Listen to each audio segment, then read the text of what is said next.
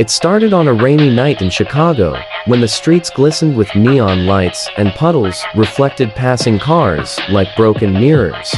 The city was alive, restless, buzzing with noise. But in the shadows of alleyways and under the hum of flickering street lamps, something unnatural had begun to move.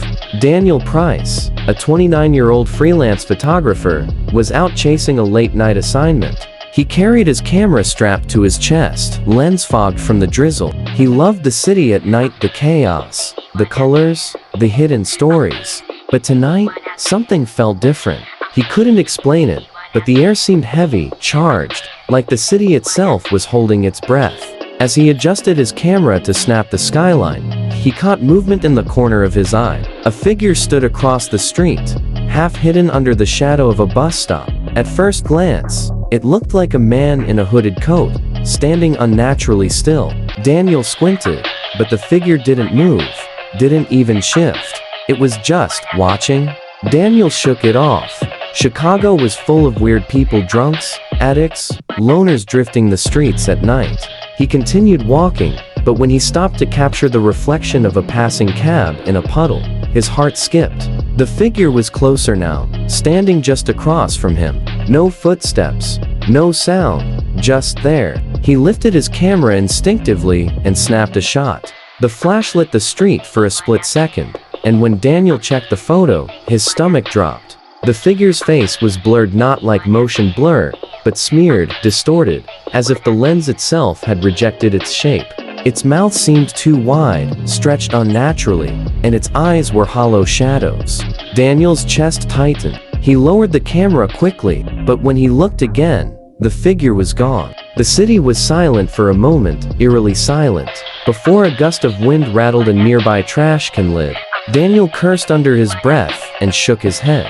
Too much coffee, too little sleep.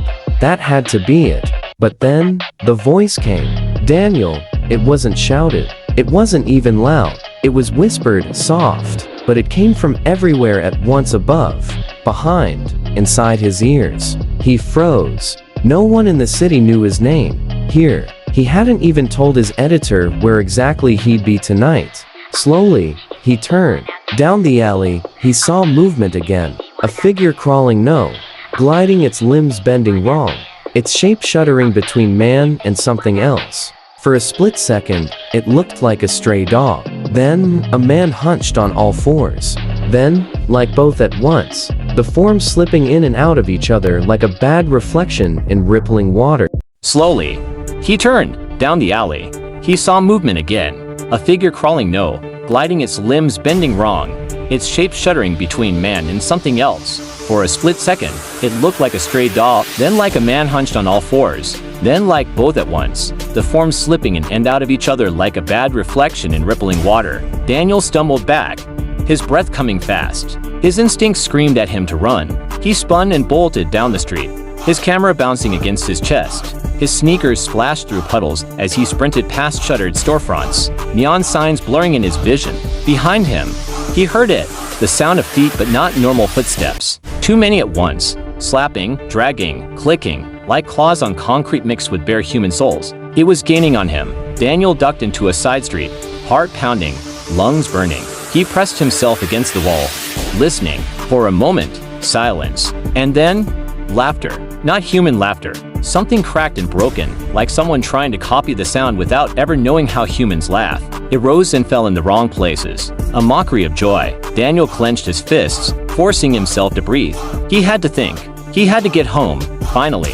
He ran again, this time not looking back. He didn't stop until he reached his apartment building, a crumbling brick structure in Logan Square. He fumbled with his keys, shoved open the door, and bolted inside. Safe. He was safe. But when he collapsed onto his couch, drenched in sweat and rain, his phone buzzed. He pulled it out with trembling hands. A new photo notification. He frowned. He hadn't uploaded anything. He hadn't even touched his phone since leaving. The preview image froze his blood. It was him, standing in the middle of the street, but his face was wrong, too pale, too long, and behind him, in the picture, dozens of shadowy figures stretched along the sidewalks, all staring, all smiling too wide. Daniel dropped the phone. His ears rang.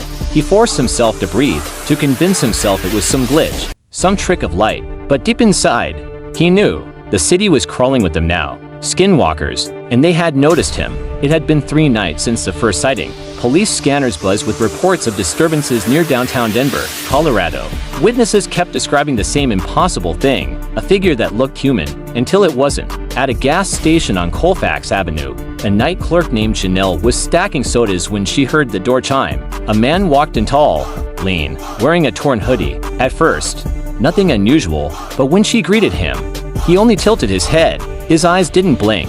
His smile stretched wide, pulling into his cheeks until it looked painful. Then, with a guttural rippling sound, his voice came not from his throat, but everywhere at once. "Do you remember me?" Janelle froze. She'd never seen him before, but the way he said it, she felt like a child again, like something old and predatory had been watching her for years. The man's face began to shimmer, skin twitching like static. For a split second, he looked like her dead father, then like her own reflection, then like something formless, all teeth and darkness. She screamed, and the figure bolted, running on all fours out the door like an animal. The security cameras caught only a blur.